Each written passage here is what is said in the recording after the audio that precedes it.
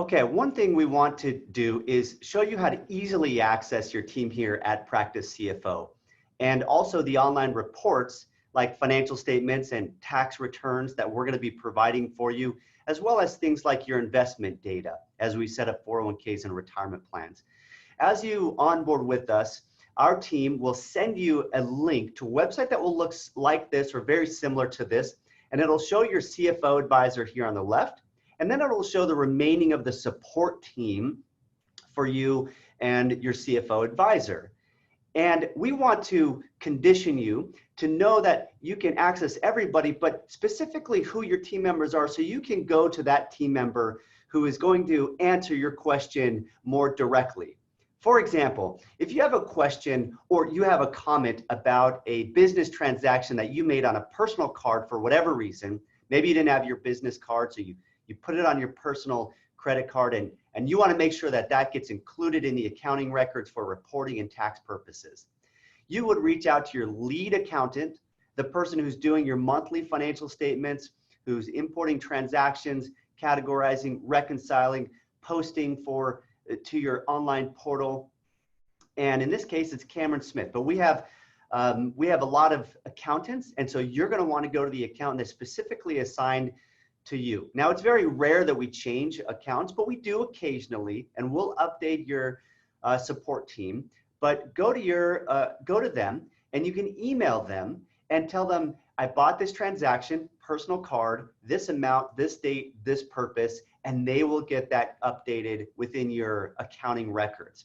If you have a question around 401k and how do I onboard a new employee onto our 401k plan, then you could go to the Brandon Hobson, in this case, the Director of Investments. If it's tax time and you need to provide, say, a charitable related document for itemized deduction purposes, or if you need to ask them a question about the tax organizer or how you e-sign your e-file authorization form, you would go to your tax representative. Now, all of them are supporting Drew. So anything you do ask Drew, he might route to the right person. But the things to go to your CFO advisor for are the big strategic questions about, for example, buying a large piece of equipment and understanding the financial implications of that, or restructuring your payroll to change the amount you receive for your personal budget, or questions about cash flow planning for the rest of the year, or doing a build out within your office. A lot of those big key questions should always go to your CFO advisor, who's going to see everything strategically and globally. You'll see that for every individual on here, there is an email and there is a phone number as well to contact them directly. And now, one very important thing is I want you to be able to access this whenever you're at your computer. And so I recommend that you use what's called the bookmark bar. And you can see I have all these icons up here called bookmarks. These specific icons are called favicons. And if I were to click on one of those, they will take me to the specific website that I saved. That way I don't have to type in the URL or Google it. It's just right there, one click away. Now, if you don't see this bar, regardless of your browser, I'm in Google Chrome, but if you're in Microsoft Edge or Firefox, then you would have the same bar up here. If you're not seeing that, you would want to click on up here on the top right, these three dots, and you would want to go to your bookmarks. And on the bookmarks, you can see that there's a bookmark bar. And there's a checkbox that says show bookmark bar. Well, if I uncheck that, it's gone. But all I have to do is go back, go to my bookmarks, show bookmark bar, and there it is. Now, how do you get your websites saved on that bookmark bar? Every website address will have a little icon to the left. Many times it's a lock. And if you grab that lock, you left click it, and while you're holding down your left click, you drop it until you see a vertical bar form. You can see that you can drop that wherever you want. Well, if I drop it right here, you see it forms, and it even has the name of that website. I like to save my real estate because, as you can see, I use a lot of them. You can even create folders by right-clicking and creating a folder as well, add folder. And then you can save websites within that folder. So for example, my banks, Bank of America, American Express, Union Bank, and there's others as well. But now you have it saved. If you want to save more real estate, you right-click it, go down to edit, and then you delete the name. All I did was delete the name. Now I click save, and there it is right there. Now if I click that, it will bring me right back here anytime. The other website I want you to save as a bookmark is our practicecfo.com webpage. So go to practicecfo.com and do the same thing. Grab on the eye, go ahead and drop it down while you're holding, unclick, and there it is.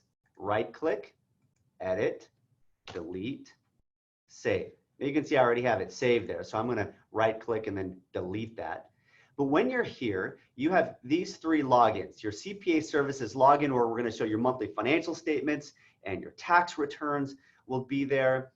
Then we have the financial independence dashboard, or FI dashboard. This is where we do your long-term retirement planning, and we have your personal net worth statement details around your personal assets and liabilities, and what our goals are for financial independence. And the next one we have is the financial independence portfolio, or FI portfolio. As we set up 401ks and IRAs and other investment accounts for you, we're doing that at Charles Schwab. And you'll be able to click here. We do a daily feed from Charles Schwab into this software that we use, we pay for, in order to show you all of the data around your investments portfolio as a whole, all of your accounts in a single view, showing your return year to date, your return over the past 12 months, what specific stocks, bonds, mutual funds we're holding, what you've put in, a lot of rich detail there on the FI portfolio website. And if you need access to these and you forget or you don't have it, just reach out to your team member, FI portfolio. If I go back to our team, FI portfolio, you would go to Brandon, who is our director of investments. On the accounting side of the CPA services, your monthly financial statements, you could go directly to your lead accountant there. For your long-term retirement plan and the FI dashboard, you would just go directly to your CFO advisor for that. So that's a quick rundown on how to access your team, who to go to your team for what. And by the way, on that, you'll see as you scroll down the bottom of each of these, you'll see specifically what you would contact each of these people for. Please read that just to get familiar with it as well. And then we have a few other details down here. Our administrative contact, Richard, is our implementation specialist, a director of operations, assistants, a little motivational, few motivational comments from me as well. And so a lot of really good detail here. Hopefully that helps.